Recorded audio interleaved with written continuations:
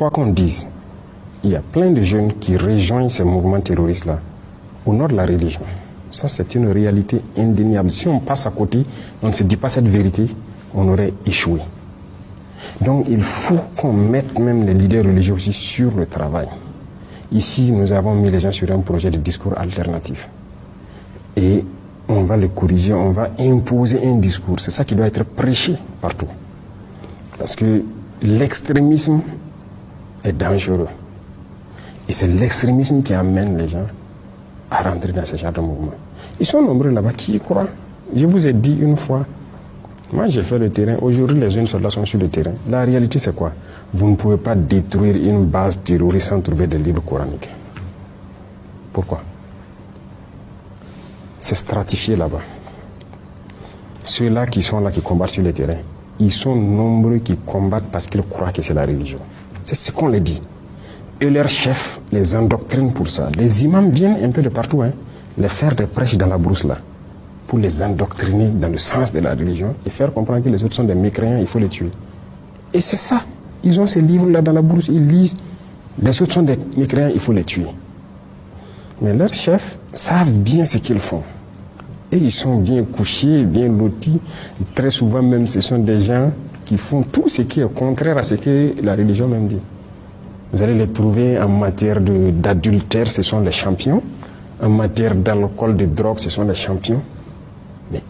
Et leur travail, c'est politique. Ils savent ce qu'ils font parce qu'ils sont tenus par les impérialistes pour détruire nos nations. Et ils sont bien lotis. Leurs enfants, leurs familles sont bien gardés quelque part. Mais ils vont endoctriner ces idiots que j'appelle là, sur le terrain, là, ceux qui tiennent les armes là. Et ils croient vraiment que c'est la religion. Voilà pourquoi nous devons développer des mécanismes pour que les gens puissent prêcher à tout bout de champ, pour faire comprendre que ça, ce n'est pas la religion. Et ça, c'est impératif. Et je suis d'accord avec vous. C'est en cours. Il faut qu'on ait un document unique et que partout, on puisse prêcher la même chose. Peut-être que ça va aider certains qui sont convaincus de cette chose-là, de freiner et de ne plus aller vers ça. C'est pas rare de croiser des jeunes qui trouvent que vous n'êtes pas un croyant, vous êtes un mécréant. Et tellement vous méprise, il a même envie de vous tuer. Et il se dit dans sa tête que s'il vous tue même, il part au paradis. Des gens comme ça, ils sont prêts à prendre les armes, tuer soi-disant des mécréants. Mais il a été endoctriné. Donc c'est le travail inverse qu'il faut qu'on fasse. Donc en tout cas, nous, on est en train de travailler là-dessus pour avoir un document. Et chaque fois que les gens doivent prendre la parole, prêcher et tout, ils doivent pouvoir prêcher pour désarticuler un peu leur discours. Et là, je pense que ça peut faire aussi une avancée. Bonjour l'Afrique et bonjour mes poutchous. 1er avril et 2 avril, qui a dormi bien comme moi. 3 avril, je me suis réveillé avec les deux discours. Écoutez les discours de mon fils. Poutchou dit d'accoucher. On a 800 ans de retard. Je vous dis tous les jours, allez accoucher. Accoucher. Il faut que nos dirigeants commencent à travailler pour pouvoir donner de l'emploi à la jeunesse, pour qu'ils puissent enfanter. Quand il y a la richesse qui est bien distribuée, personne n'a peur de faire d'enfants.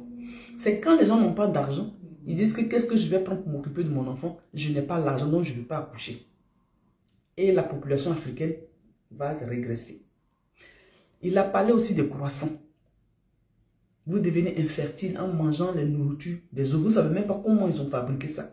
Mais vous aimez aller manger. Je vous ai déjà dit, c'est cancer d'utérus, cancer de sang qui vous guette. Commencez à consommer les produits de chez vous. Vous avez compris. Il a fait le tour, démocratie, économie, géopolitique. Il a tout expliqué. À bon entendeur, salut. Celui que tu veux écouter, écoute. Celui que tu ne veux pas, tu veux penser que lui, il est trop intelligent, prends ton chemin puis tu pars. Maintenant, vous avez vu la petite go qui est là. Elle est moque de mon fils. De toute façon, il a mis sa main et puis il est en train de regarder mon fils là. J'ai lu dans son esprit là-bas. Elle est en train de dire, oh, est-ce que maman Poutchou, tu ne peux pas dire à ton fils, je vais faire mes petits gosses avec lui pour qu'il soit intelligent comme lui. Et puis je dis, non, c'est pas possible. Il est déjà marié. Je lui ai répondu, pendant qu'elle était sur le plateau de là, moi je lui ai répondu en esprit. Vous m'avez entendu? Voilà. Donc, nous autres là, on a compris. Poutchou, maman a entendu. Maintenant toi aussi là, 2 jours là, Tu es devenu trop... Tu es beau, mais tu es devenu encore trop beau, là. C'est pour ça que la Gaule, elle était mouque, là. Ton problème, là, faut dire. Tu es devenu trop choco d'une manière, là. Hein? Malgré que tu es toujours dans le tri, là, mais tu es devenu choco, là, mon fils. Et moi, hein, la petite Gaule était mouque. Moi-même, il regardait ça, il dit, ah, on peut être mouque de quelqu'un qu'on est venu interviewer comme ça. Mon bébé a intimidé ça. Elle est devenue mouque. Même le journaliste italien, lui-même, il était dépassé. Sinon que ta maman a compris.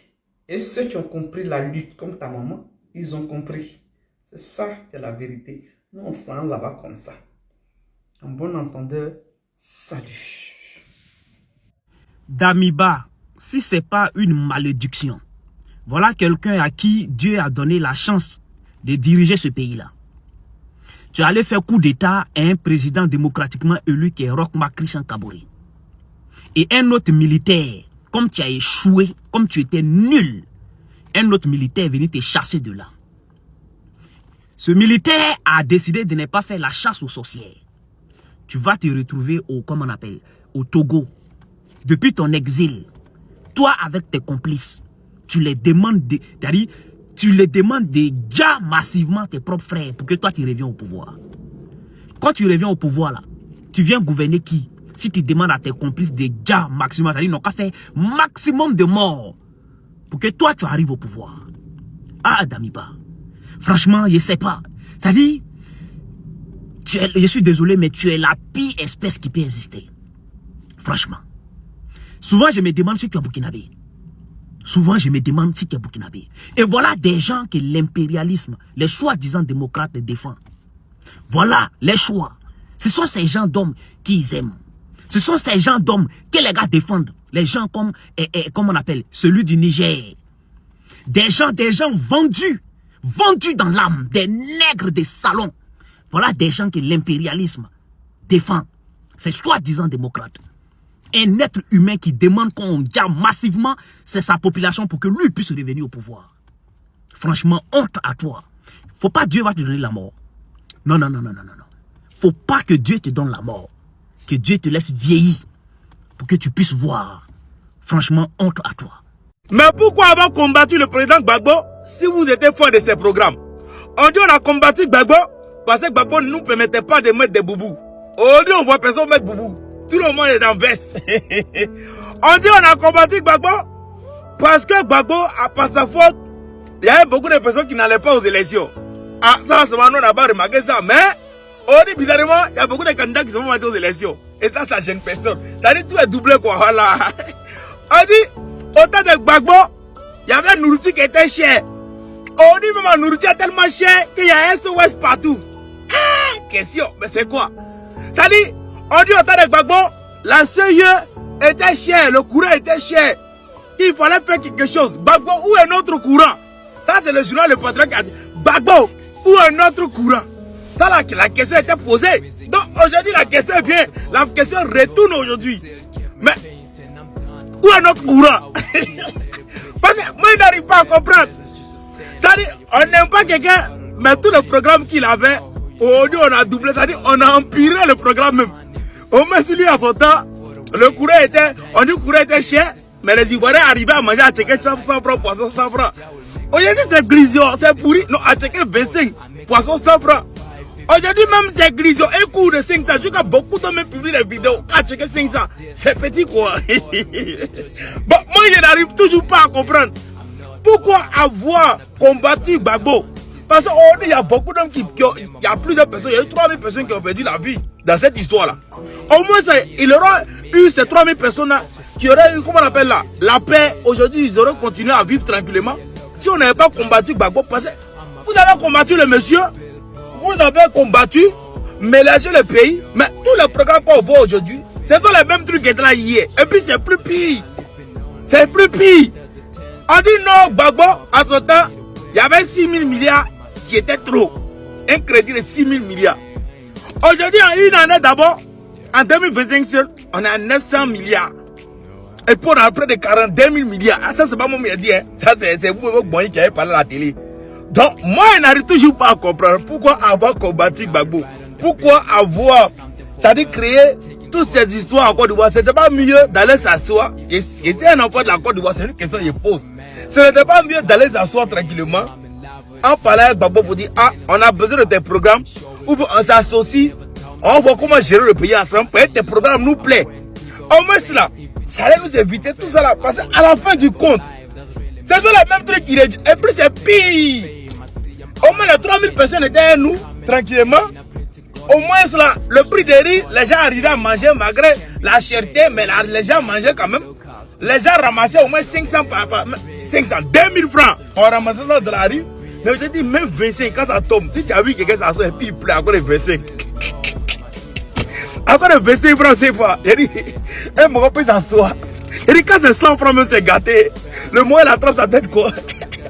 Encore le Togo. Et puis il pleut. Le pays est chaud. Malgré le Togo, même ça ne peut rien payer. Hein. Mais le Mogo, il pleut encore le Togo là. Oh, Togo, même la Thaïlande, le Togo, il va pas tout tourner, il va rien payer ça. Mais Togo qui est tombé de sa poche là. Le mois, il pleut encore ça. En tout cas, vraiment, on espère que toutes choses vont s'améliorer en Côte d'Ivoire. Nous, on aime nos pays et on veut vraiment la paix en Côte d'Ivoire. Et on veut le changement en Côte d'Ivoire. Vraiment, 4e madame le père. Ça, c'est le père, maintenant, ça, c'est mon père ado. Et tout le respect, grand-papa. 4e mandat là, c'est trop le vieux. Toi-même, tu connais. Et tout le respect toujours. On a ça, c'est vraiment toujours pour vous glisser. Souvent, un temps. Vous connaissez. Ça, c'est le but même du combat qui était là. On est ensemble. Bon. Ok famille, j'espère que vous avez regardé la vidéo et que la vidéo vous a plu. Dites-moi ce que vous en pensez dans les commentaires. N'oubliez pas de liker, de partager la vidéo au maximum pour que les autres aussi soient informés. On se dit à la prochaine pour une nouvelle vidéo. Ciao.